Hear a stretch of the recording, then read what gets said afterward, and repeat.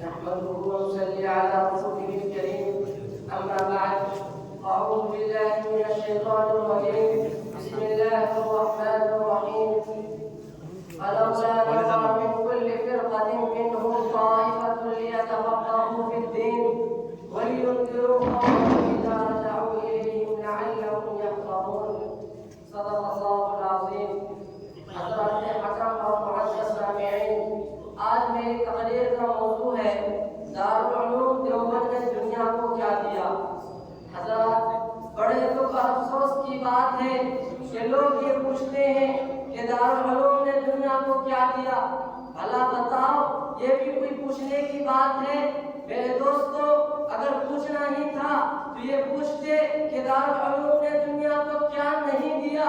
تم میں کہتا دارالعلوم نے دنیا کو بے حیائی و بے شرمی نہیں دی، دارالعلوم نے دنیا کو بے غیرتی و بے مروتی نہیں دی، دارالعلوم نے دنیا کو پست حوصلگی اور بزدلی نہیں دی، دارالعلوم نے دنیا کو نفرت و عداوت نہیں دی، بلکہ وہ تو ہر دور میں نغمے مہر و وفا گاتا رہا، وہ ہر زمانے میں گردش دولت کی سنگینی سے ٹکراتا رہا، وہ قدم قدم پر گم کرتے رہا لوگوں کو توحید کا جامع واسطہ پلاتا رہا، وہ ہر عہد میں شافع کون و مکہ کی راہ دکھلاتا رہا، وہ ہر دور میں سنت خیر الورا کے زمزمے گاتا رہا، وہ ہر عہد میں پرچم اسلام کی پرچم اسلام کو بتکدوں کی چہار دیواری پر لہراتا رہا.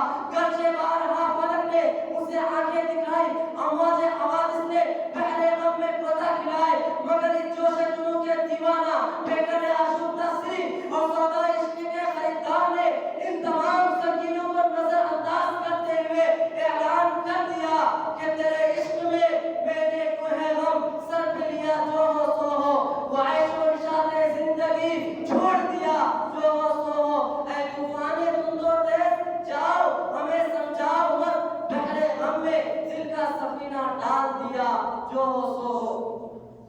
لوگ یہ پوچھتے ہیں کہ دارالعلوم نے دنیا کو کیا دیا. میں دنیا والوں سے پوچھنا چاہتا ہوں کہ بتاؤ، دنیا کو شیخ الہند جیسا امام مجاہدین کس نے دیا؟ دنیا کو شیخ الہند خانوی جیسا مفکر و مدبر کس نے دیا؟ دنیا کو کفایت اللہ جیسا مفتی اعظم کس نے دیا؟ دنیا کو علامہ عثمانی جیسا خطیب کس نے دیا؟ دنیا کو مناظر حسن کیلانی جیسا بے مثال ادیب کس نے دیا؟ اور دنیا کو حضرت حسین احمد مدنی جیسا بے غرض و صفا کس نے دیا؟